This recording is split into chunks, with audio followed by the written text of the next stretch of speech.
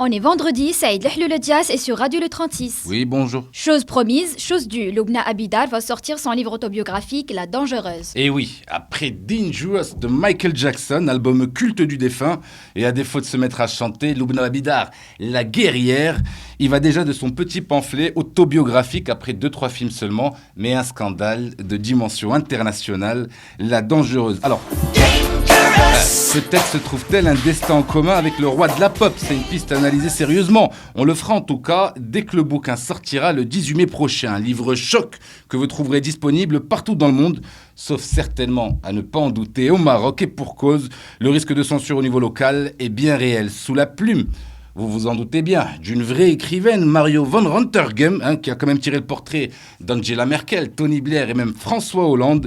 Elle se raconte, je cite, sans concession, telle une Marilyn Monroe arabe et contemporaine. C'est qu'elle en a gros sur le cœur. L'actrice marocaine est néanmoins réfugiée politique. C'est plus que c'était les réfugiés politiques au Maroc.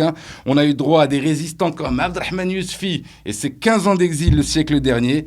Là, on a droit à des boxeurs et des actrices de cinéma. C'est dire à quel point les temps ont changé. Qu'y a-t-il de si dangereux dans ce livre pour qu'il soit interdit au Maroc ?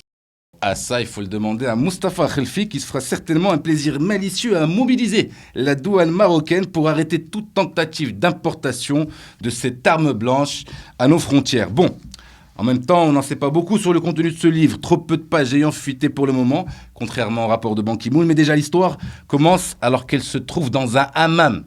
On est à ça du livre érotique, autant le dire tout de suite. Surtout que l'autobiographe fait dans ce livre un procès du monde musulman, particulièrement dans son rapport à la femme. Avec le temps, Lubna Abidal a développé l'art du scandale et pourvu qu'elle ne s'arrête pas en si bon chemin.